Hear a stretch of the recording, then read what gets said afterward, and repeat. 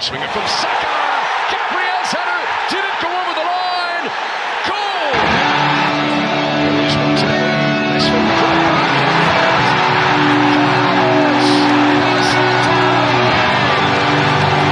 Rice to Emirates to Saka.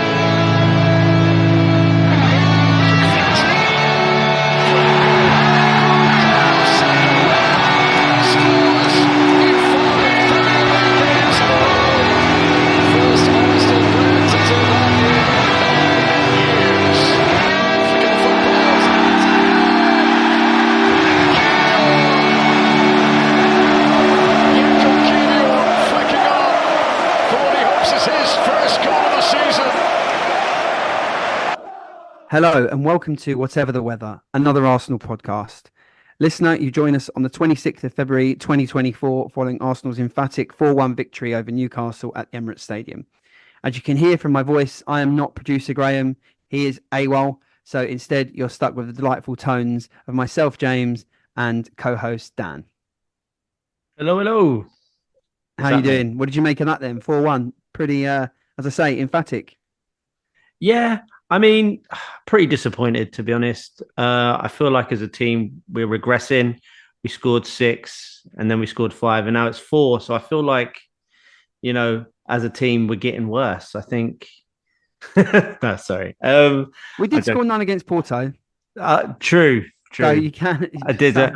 Yeah, no, I mean, it was, a fantastic performance, especially in that first half. I mean, I don't think I've seen us play that well in a week. Well, but I mean, a week. But it wasn't just the goals. It was complete domination. The word that's being bandied about is suffocation, and that's what it was. Newcastle simply could not get out of their half. We absolutely destroyed them, and it was such a great performance. And I'm really pleased that we're just continuing the form, and that's what we need right now. Yeah, it's interesting. So I haven't spoken to you since obviously the Burnley game, 5-0, as you say, following on from the 6-0 win over West Ham. Obviously, in between, we did just touch on it just then. The 1-0 loss away at Porto.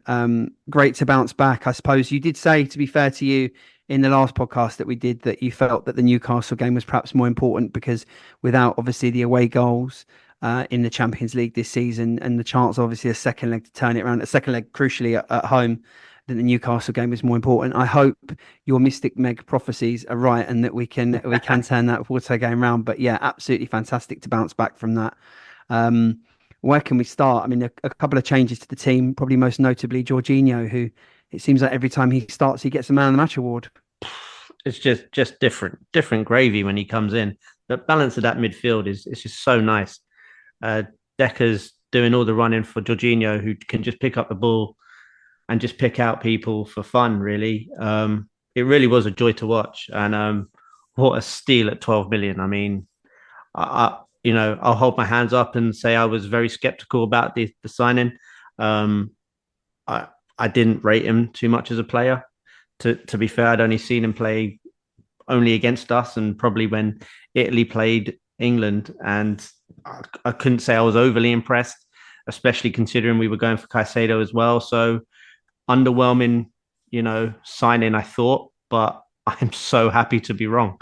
And he's been fantastic. And you mean to say you think that Chelsea might have got the wrong end of the deal, having spent 200 odd million on Caicedo and Mihailo Mudryk, where we've spent under 50 million on Leandro Trossard and Jorginho? We owed them at least one. I mean, we've bought so many duds over the years from them. We've got, we were due one that actually worked out, and I'm glad we finally got it because Jorginho, whenever he's come in, and it's like he doesn't play week in, week out, but he can play one game and then not play for another month, come in and drop another man of the match performance. He's that good. And really pleased. Absolutely. I mean, I saw a tweet where someone said that is it a case that now Thomas Partey is Jorginho's backup rather than the other way around? I wouldn't quite go that far. I don't quite know Yeah, where we that's stand with bold. Thomas Partey, but I think with Jorginho, I mean, look, I think a lot of the reservation, and not to dwell on that too much, but I think a lot of the reservations that you had, I had, we all probably had, was exactly as you say. We bought another one from Chelsea, another one of their cast-offs. It's a player who's probably had the best years of his career already behind him. I think he's what, 31, 31, 32. Yeah, 31. He's probably had the best years behind him, but in this role where it seems that he's happy not to be starting week in, week out. He can use his brain. He's never really been the paciest of players.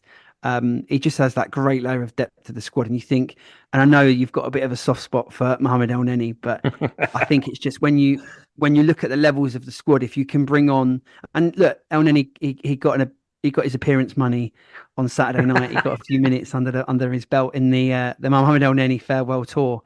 But no, I'm like yourself. I was so pleased that I think Jorginho has proven a lot of the fans wrong. He's won them round. I think that we're only just over a year into his Arsenal career, but it feels like he's been with us for ages, and he feels like a proper Arsenal man now, as opposed to being, one of their players that we've just got towards the tail end of his career. And yeah, he dropped a man of the match performance, and I think the team just looks so much better with him. We spoke on the last part about finding a balance, particularly without Zinchenko, Gabriel Jesus, and Thomas Partey, who were three key components from last season. We changed up a little bit, obviously bringing Jorginho in into the midfield and we alongside Kai Havertz and Declan Rice. Yeah, we did. Didn't we? Kai played Kai as like up front. Kai played up. I was trying to think. Kai played Yeah. 100% played up front. Martin Odegaard, listener. Sorry, lost my head. The drink was taken on Saturday. I will confess. Drink had been taken. This is the danger of having an 8 o'clock kickoff on a Saturday night. You're giving you the were on the punters alcohol where you you're were on the giving the alcohol. punters an excuse to have a bevy. Not that they always need it. Yes, sorry, absolutely right. Kai Havertz obviously played up front. We brought in Jorginho into midfield with Martin Odegaard and Declan Rice, and I think that balance was really nice. And it's nice to have that interchangeability that, be it Jorginho can come in, or we have the option of playing Trossard. I didn't want to necessarily come to this straight away because we've kind of skipped over the whole game and going to this point. But what has Gabriel Jesus got to do to get back in the team? It's such a tough one because Havertz, I thought, had a really good game, especially in that first half. I thought he caused havoc. Just all round game was so good. He kind of faded in the second half, but overall, I thought he had a great game. Should have probably got another one. Fortunate miss, but he got his goal, which was well deserved. And was really pleased with Kai. And as you say, with Trossard as well, who can play that false nine, we've scored plenty of goals. Without Gabby Jesus, it's a weird one. How do you introduce him back when you're scoring 4, 5s, and 6s a game? But then again, in Porto, I've thought that if Gabby Jesus plays that game, I don't think we lose it. And in fact, we may come away with a win from Porto because Gabby Jesus is that type of high energy player that you need sometimes. But it's just great to have that squad option. And I think we're really utilizing the squad quite well now. With the Smith Rowe coming back, he got minutes, and obviously bringing in Jorginho as and when. Bastard Dan Burn, that bastard! Damn you, Dan Burn! Ruined it. Damn you, Dan Burn! Stop He him. Wanted to sing the song, and he ruined it. We're ready to go status quo on you, bastard. Yeah, look, 100%, mate. I mean, I absolutely make you right. I mean, I've said it before, say it again. Huge Gabby Jesus fans. I make you completely right. I do think Porto was the game for him. I think I said on our rambly pod that I'd sort of did with Graham on like a post match, and have definitely thought it since, is that we really missed Zinchenko and Gabby Jesus in that game. Their experience, their nous, their ability in that sort of European arena, I think would have been invaluable, and we've really missed that. And look, I'm obviously joking around. Of course, there's a way back in for Gabby Jesus. It's a squad game. I do wonder actually if that place back in the team might be on the left-hand side in place of another Gabby in Martinelli. I think he's just something doesn't quite seem to be clicking with him. I didn't think he had a bad game. I thought he was superb against Liverpool. a few weeks ago with his direct running and Yeah. the power that he shows with those runs. And he's got a couple of peripheral goals in the team while we've been on this good run. But it's quite marked for me that we have been scoring so many goals and he's not right in amongst it, because he's probably of that front three. If you think of the traditional front three of Martinelli, Jesus, and Saka, I think Martinelli at one point looked like the most natural finisher out of Yeah. those. Yeah. So maybe Jesus can come in on the left. I mean, what a great option that would be as well. Yeah. Um, Absolutely. I mean, because Trossard gets used in that. I mean, it'd be good. mm, I think Jesus would probably be a better option as that mm, left-sided player to come in if Gabby's not playing well. I mean, with Martinelli, there's loads of endeavour there. He works his socks off week in, week out, and he's always attacking his fullback and he's always trying to make something happen.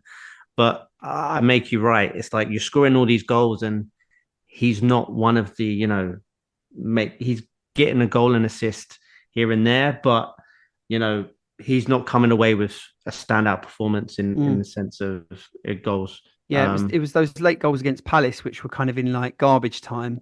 Yeah. And it's like, whereas we're used to him being a real difference maker for us in front of goal. Maybe it's just one of those seasons. Maybe it's just one of those runs of forms. I don't know. Maybe he's saving it until we hit late March and April and May, when we're really at the business end. But yeah, You mentioned whether Gabby can get back in. Can Zinni get back in?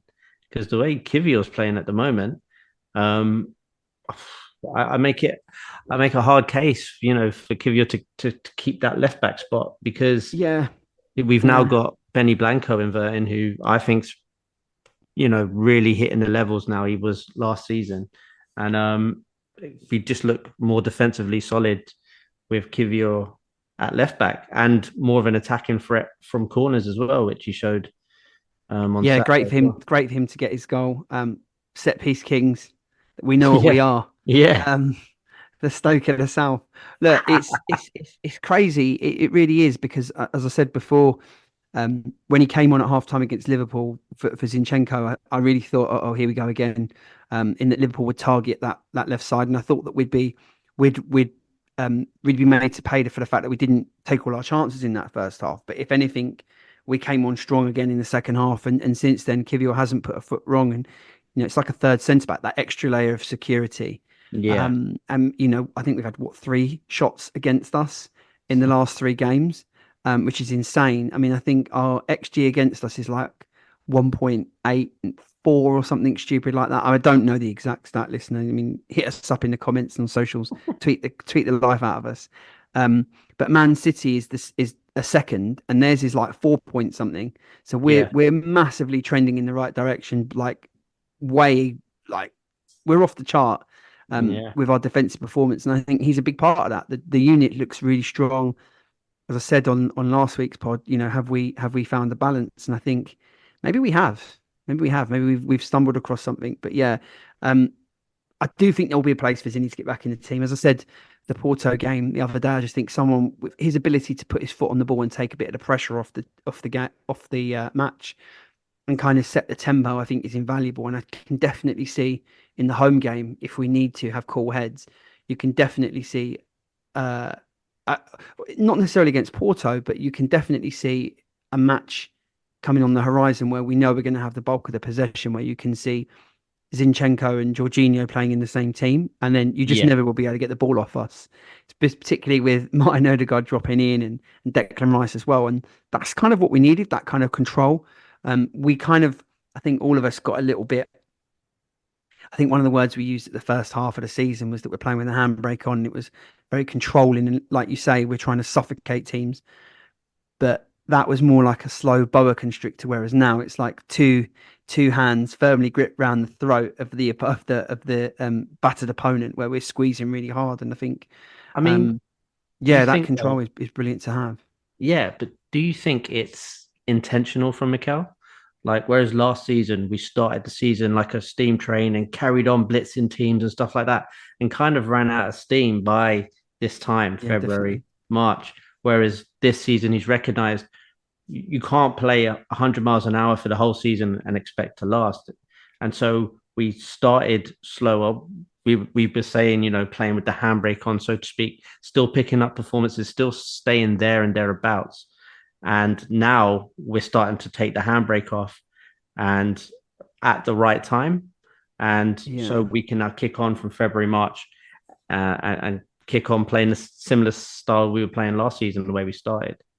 I Or think, do you think we've mistimed it and we've peaked mate, I'm already? not going to lie. Me being a glass half empty merchant, I do feel like, oh shit, we've peaked too soon because we are absolutely flying. Like absolutely. I mean, Mikel's going to get the Manager of the Month award. I'm sure of it. And Yeah. then I just think, oh shit, the curse of that. We've got Sheffield United away. Surely, Sheffield United away, Bramall Lane, uh, a team that have conceded 8 goals at home to Newcastle. Surely, they've conceded a bundle to Aston Villa as well. We Brighton have won't scored go. 5 there Yeah, twice this year. that we won't go there and slip on the banana skin. Surely not. Surely we'll put them right to the sword. No pun intended. Blades fans. We got to be Who past aren't that now, listening. haven't we? But yeah, I mean, I do think the Manager of the Month trophy, I think is his. I think we've been the game against Palace was functional. The game against Forest was probably functional +5, maybe if you wanted to kind of look at the scale. And then Liverpool, we turned it right up to 10. And then since then, we haven't taken the foot off the pedal. We've been really revving on all cylinders. Obviously, that Porto game aside, but I couldn't. Yeah, I mean, look, I don't know. I could be happier with. Well, it's impossible to be happy with our league form. I don't know that you could be any better. I mean, even the goal we conceded on Saturday was to an Arsenal player. Yeah. Is Joe Willock still one of our boys? Joey Willock, yeah, he's still a gooner. But no, it's we really are hitting our straps. And I think to your point, is it planned? I don't think you tell your team, okay, let's try and play within ourselves and hold something back. I don't think that's the case. I definitely think it was probably a case though that, and I don't want to make Gary Neville right, but I think Oh definitely no, there don't were do that. times, definitely there were times last season where we were too emotional. It was too harem scaring. We were too open. It was too much back and forth. I remember particularly a game early in the season against Leicester where we won. And I remember there was a couple of opportunities they could have easily got back into that game before we went on and scored a couple more. And a few matches took on that kind of, as I say, that back and forward nature. And it does expend a lot of energy from you and emotion from you, particularly when you're in a title race. Whereas this season it's been more controlled. It's been more, let's keep the back door locked. Let's not give anyone a second chance. Let's kill a game off and start by being firm. The old adage, what is it they say? Attacks win games, but defenses win championships, and it's that kind Yeah. of mentality I think that's got us into this position. And it also kind of alludes to the thing, and I hate the fact, listener, that we always end up talking about the bloody goalkeeping position. Oh my God, you Um, didn't. but I feel like that again is further reason because we took out the guy who was emotional and a little bit on the edge, and we brought in someone who's completely calmed everything down and has gone a different way. And now you're starting to see that with David Raya. You can see the influence of Jorginho on the team when he comes in and out. You can see what Kai Havertz is starting to do now by playing Kiwior as a left back. I don't think that was the plan. I'll be honest, but I think Yuri and Timber would have been more of that type than more of the Zinchenko type, that defense first kind of fullback. Yeah. Tomiyasu, I'm sure if he was in the position to be able to play more minutes, it would be more of the same as well. So yeah, I do think it was definitely a plan to be a little bit more conservative, I suppose. I'm not sure maybe as much as we were. Um, but then I do think it was also a case of that right in the new year, I Yeah. think circumstances decreed that we have to go for it. Hmm. I don't think we banked on the fact that Liverpool would be in the title race as much as they have been. I think I certainly thought it'd be between us and City, and I thought Liverpool would probably be there or thereabouts in like third or fourth, something like that. I didn't necessarily think they would kind of do what they have done, and credit to them, they've gone on a brilliant run. Um, but I think obviously then losing the game to Fulham on New Year's Day and dropping those points over Christmas has kind of meant that our room for error is pretty minimal because we know what Man City are going to do. And that's why we've taken the handbrake off and just kind of gone for it a little bit and been more expansive. And you know what? It's exciting to watch, but we're doing it while also keeping the back door locked. And that's just amazing to see. It And is. Yeah. the, It the really form is. we're in at the moment, I mean, my only kind of as I said, that from being a glass half empty kind of guy and like looking at it and thinking, shit, if we peak too soon, would be I would love us to be playing Man City next week. Like I want them now. Like I feel like we are. I feel like we are red hot right now. We Yeah, are razor sharp. Like as you said, that first half was just pure domination. I mean, um, there was a lot of conversation, wasn't there, about Bukayo Saka and in the week, is he world class? You know, comparing him to Phil Foden.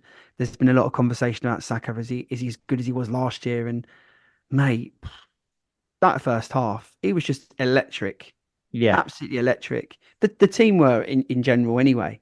He was, Um, yeah, to a man though. Yeah, everyone played their part, and I mean, they did not have a shot on goal, and I think that was the first time they hadn't had a shot on goal in the first half for like 11 years or something like that.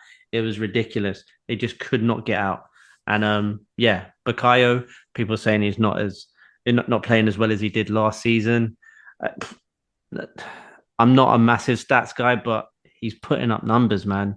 He's scoring goals and he's getting assists, and that's what we want from him. And he's only going to get better. The whole world class debate, I wasn't really going to get involved in all of that because people's perception of world class is different, right? We all have mm, our own criteria for what we consider world class. Um, so that's all about you know your own opinions. But I love Bukayo Saka, and yeah, that's it. Um, absolutely. Do you know what? I was just going to add on that. When you say about Bukayo and is he world class and not, and about people's perceptions, I think one of the things that probably just struck me. Let's kind of park that a bit. But if they were drawing up a Footballer of the Year award and it was going to be decided now, he's hmm. got to be like right in the running, surely. How could he not be? Yeah, how You could he know, not? and I think that's kind of the benchmark. Like in terms of, I can't think of many players who've had a better Premier League season. No, I mean Phil Foden is having a fantastic season. To be fair, his best ever, I would say. Um, he's actually starting to produce what we all thought he could. He is obviously a tremendous talent. Was he not good the year they won the league and he was playing as a false nine? He has kind of done this before. I, I mean, he has, but he's playing week in, week out now, whereas Pep Mm, was yeah. using him very sporadically throughout the season, and he was playing really well, but he wasn't a guaranteed starter week in, week out. Man City now, Foden's second name on the team sheet behind Erling Haaland now, I think, at the moment. Um, and City keep on. I mean, I watched them against Sheffield United. Oh, no, was it Sheffield United? Bournemouth. Bournemouth. Bournemouth, yeah. And they was it 1-0. They're Yeah. getting the results, they're grinding the results out, but they're not overly impressive. I don't think it's Yeah. They're far. they're starting to put a little run together, aren't they? I Yeah, mean, they're not being impressive, but they're just getting it done. but Um, that's what admitting they they didn't beat do. Chelsea last week, but you know, Yeah.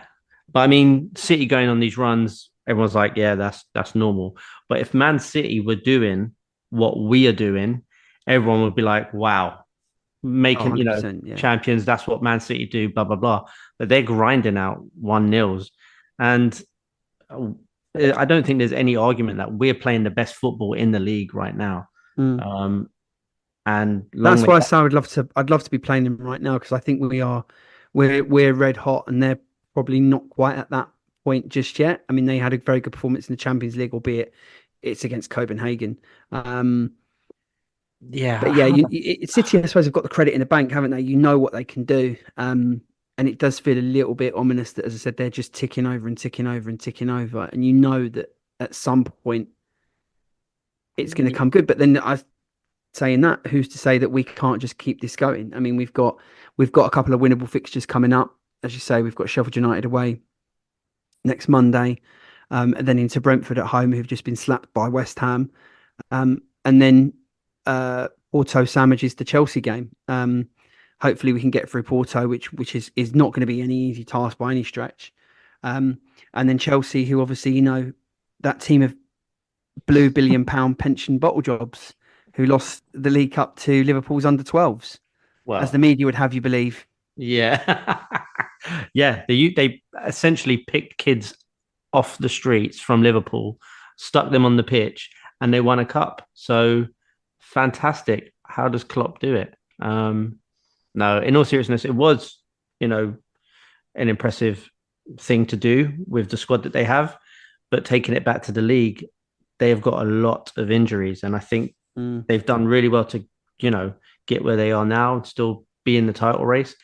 But depending on how long those injuries are, you might see them fall away a bit. Yeah, fighting on four fronts. They've got the FA Cup Yeah, this midweek, and then back it's to a the lot. league. I, for one, really hope that they drop points. Well, that'd be quite nice if they drew with Man City when they play them in a couple of weeks' time, Yeah, because they obviously can't beat each other. Yeah, yeah. Hopefully that kind of gives us a bit of a window. I mean, I think what we're doing is we're bubbling along nicely. And so we've got some winnable games coming up. and there's only 12 Um, games left. I know, but that's a big That's chunk of the insane, isn't it? season. It's a big chunk. We were at this point last season. But I'm saying We beat only Fulham. 12 games. We beat Fulham last season away, and we were like, right, this is it. Count the games down, and it just kind of the kind of we just ran out of steam. And I guess and listener, you'll know where I'm coming from with this because I'm sure you've been on this journey as we all have, and it's you think back 3 years ago, and it was the race for the top four, and we had those three disappointing draws. I think it was Southampton, Brighton, and Palace. Was it? I think it was Southampton, Brighton, Palace. We drew three games in a row. Surrendered a little bit of initiative, then got back in the race. Eddie Nketiah got a couple of goals at Chelsea, I remember, away. Yeah. And then unfortunately, we all know what happened in the last week of the season, and we just missed out. We just ran out of steam. Our legs failed us, really. Squad's legs failed us. And then last season, we were really on track, and then it was the three draws in a row: Liverpool, West Ham, and Southampton. And again, I wouldn't say the wheels came off, but our legs just ran out of steam from under us. And then now this season, maybe it is. Maybe you're absolutely right. Mikel may have played an absolute blinder and he's positioned us. Um, and I just maybe because I don't know we can play much better than this. Can we? I don't know. Can we play better than this? Are we? I mean, I think we're beating teams that we're expected to beat, but it's just the manner in which we're doing it is something I haven't seen. We're going back to Invincibles days here, where we're winning games within the hour, and then Yeah. we can start doing what we've all wanted. And you kind of alluded to it right at the start of this chat, about utilizing the depth of the squad and bringing players in and giving other players, fringe players, minutes. I mean, as I said earlier on, El Neni got an appearance fee. Egyptian pillow. Yeah, Reece Nelson, Emil Smith Rowe. It's really nice. We're starting to see the squads, and we can see players like Saka get a couple of minutes off and just ease off, and it's just yeah, I'm loving it at the moment. Absolutely loving it. I mean, yeah, you've mentioned, the fact that we're in this position now, and we haven't been without three of our main starters from last year for quite a lot of the season in Thomas Partey, Gabby Jesus, and Zinchenko. They've missed quite a lot of the season, and we're still in the position we are. And I think that's due to the squad that Mikel's built and the way he sets us up. And yeah, and we still have those players to come back. If we see Thomas Partey playing an Arsenal shirt again, I don't know. I hope so, but I honestly couldn't tell you. In terms of Zinchenko and Gabby Jesus, they'll come back, but then they'll probably pick up another little injury here or there, miss another couple of games. You just can't rely on them, unfortunately. But I still feel confident in the squad that we have. And I mean, there was this talk, ironically, after the two games we lost, Arsenal need a striker. Oh my gosh, if we don't get a striker, we can't do this and that. And we've gone on to score 25 goals in 5 games or however many Yeah, it it's was. insane. It's insane. I mean, I was one of those dissenting voices that said, I remember saying it. I'm pretty sure it was the Liverpool game, and I was looking at it and thinking, do you know what? There's a striker shaped hole at the start of this, at the top Yeah, of this pitch. that's not to say Um, that everyone was wrong, because I feel like we need another striker as well for the squad. I'm a massive fan of Gabby Jesus. I still think, and if you were to say it's quite marked that what's your Eddie best Nketiah. Arsenal 11, Jesus is in there for me. But Yeah, sorry to talk over you. Sorry, I was going to say it's quite marked to notice that Eddie Nketiah is not really getting an absolute sniff at all now. When you yeah, think he was at the start of the season, he was very much the second option, and now he's mhm.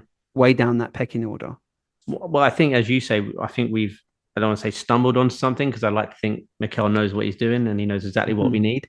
Um, 100%. but I think it's just one of those things where he's seen the direction of how we can play with a false nine and how we can bring in other people, and Eddie's just not the guy for that, unfortunately.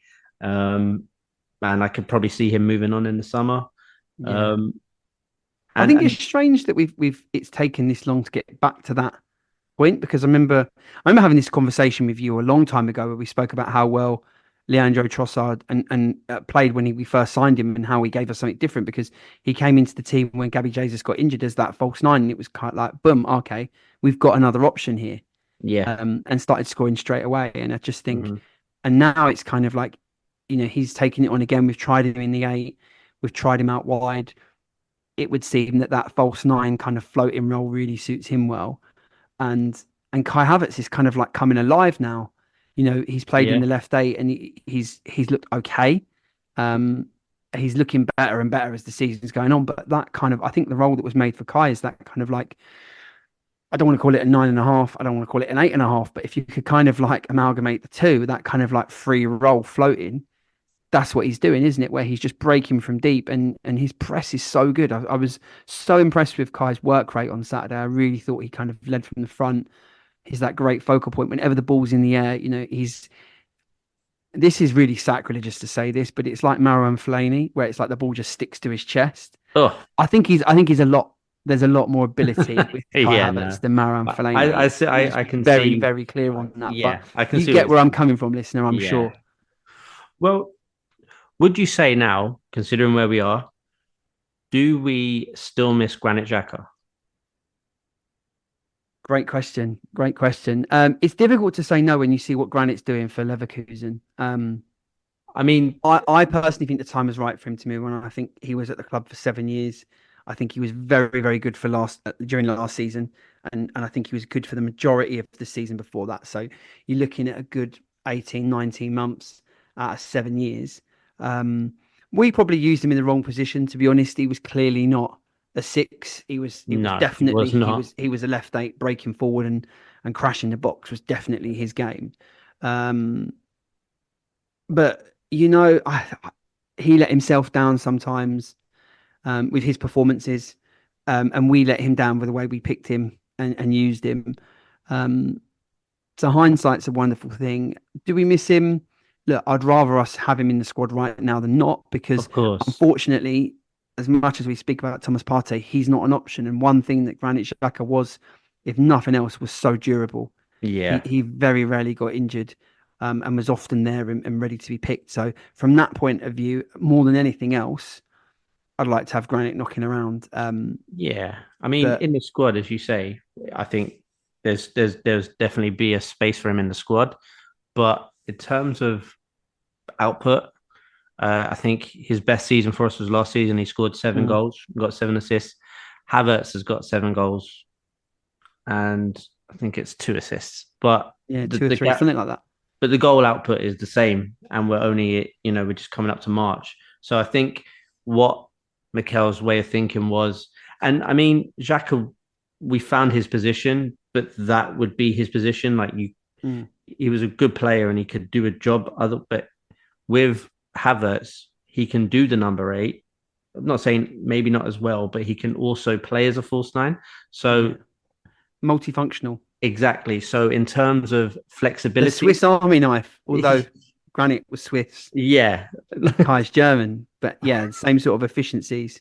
I A lot of mentioned the stereotypes here. A lot of I stereotypes. mentioned the German army. Anyway, uh, but I think, and that's what Mikel wants is flexibility in his players that can play different positions. And those Yeah. Xhaka was really good last season in that left 8. He made that position his own.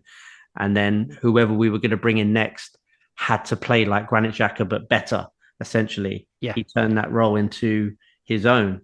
And Mikel went in a different direction, bringing in Havertz, and everyone kicked off because, like, whoa, he's not going to be able to play the left 8 like Granit Xhaka. He's not going to be able to get his foot in. He's not going to be, and it turns out he's wanted to play him in that position, but different to the way Xhaka played it. Yeah. And Yeah, I think it's starting to work how he he's wants now. he's much further forward than Granit ever was. and for longer periods. As I said, he's the focal point when the ball goes up in the air. You can see that it's targeted towards Kai. Yeah. He's got that ability to crash the box. His work rate off the ball has really, really impressed me, particularly in the last few weeks.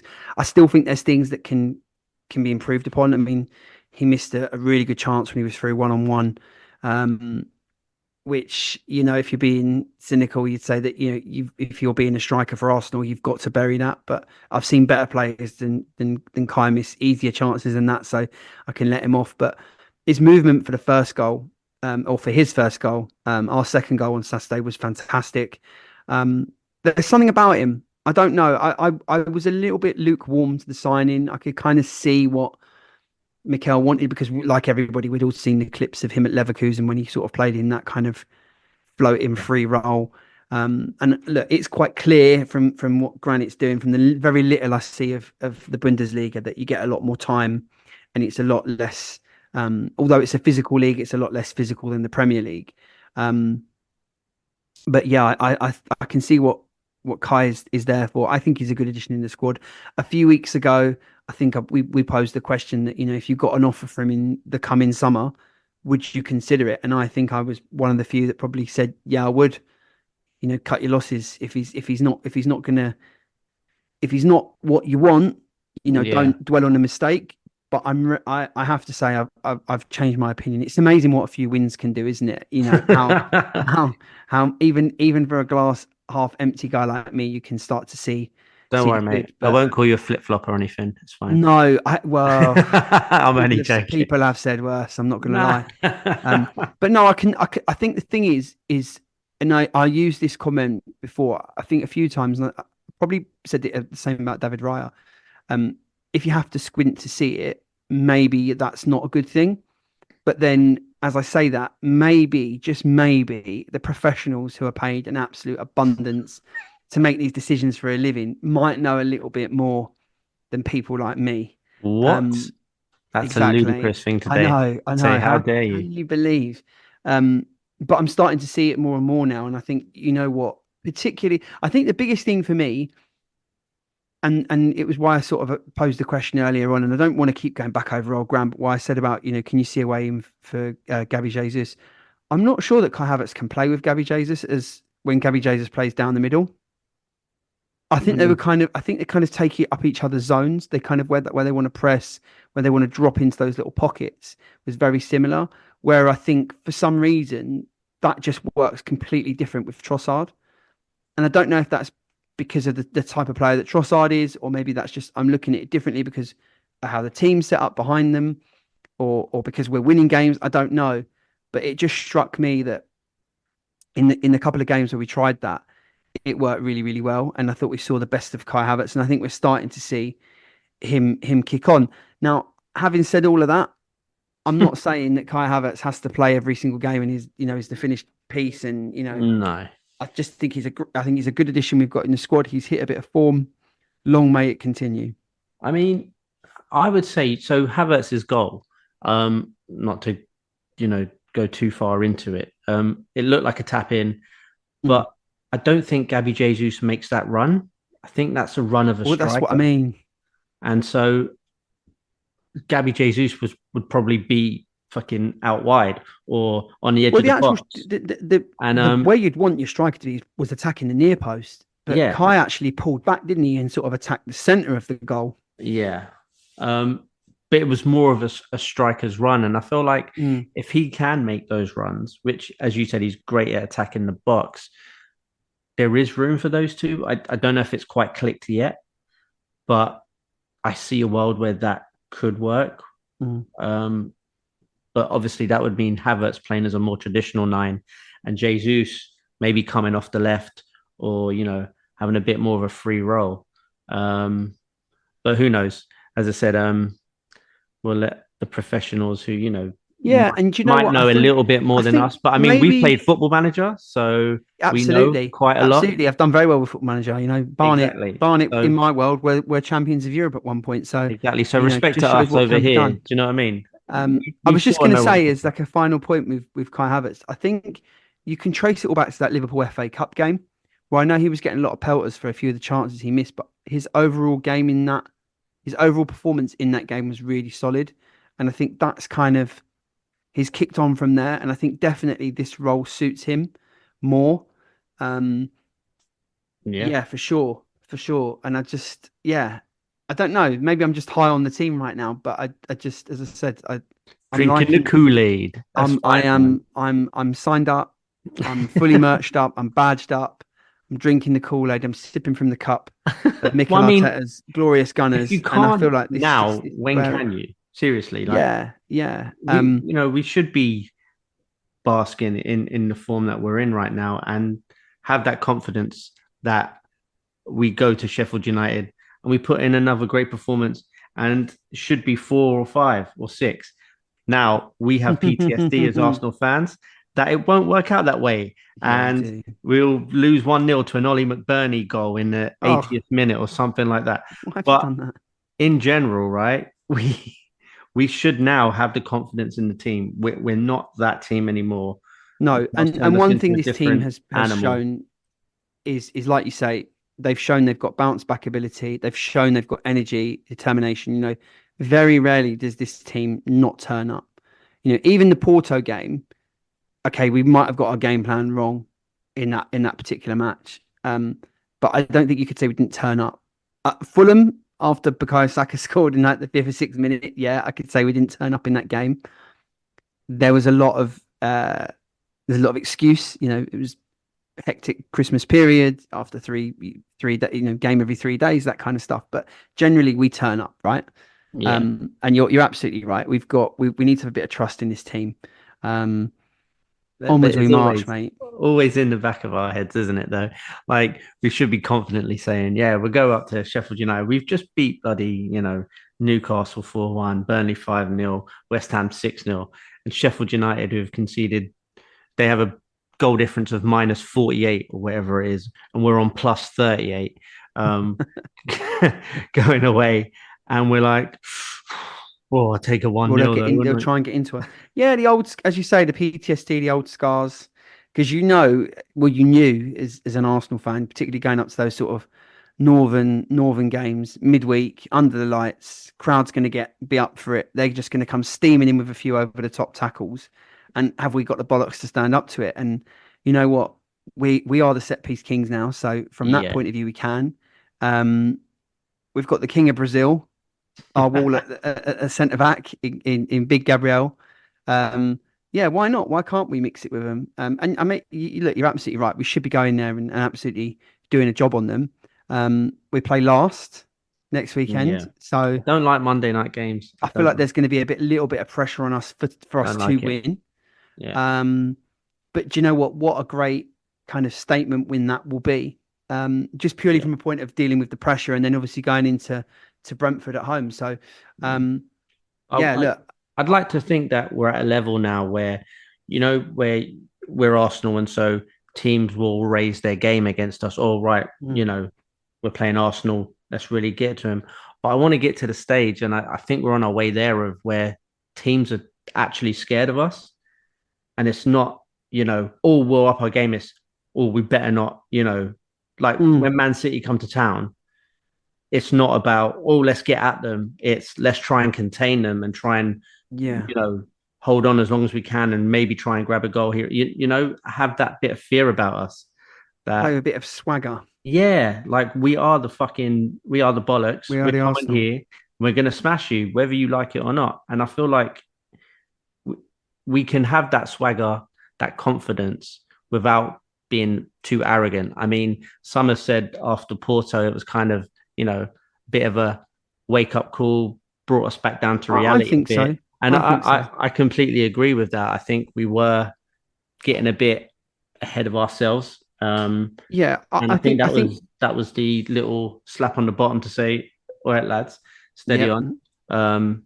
These are no mugs. And, you know, Champions League football is different to Premier League football. And I think Porto played the exact, European way and really kind of taught that young team a lesson in how to play Champions League football and nullify a team, a better team.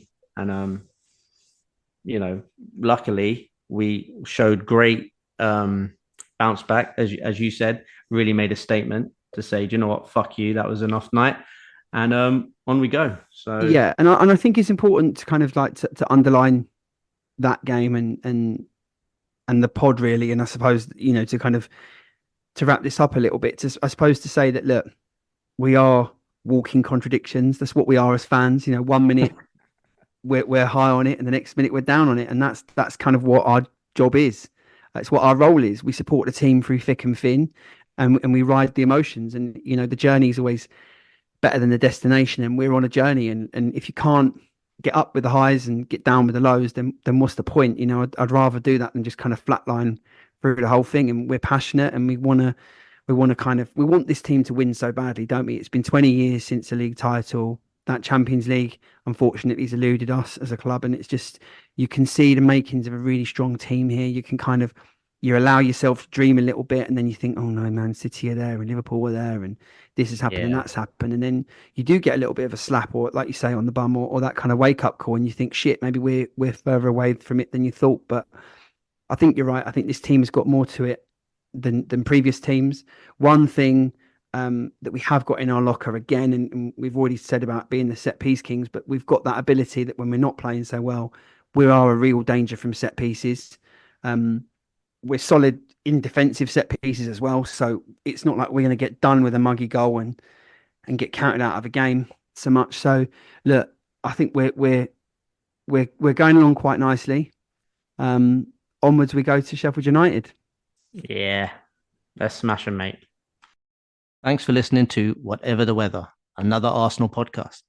If you didn't think we were talking absolute nonsense and want to hear more from us, you can follow us on social media at Twitter and Instagram at WTW1985, or simply search Whatever the Weather.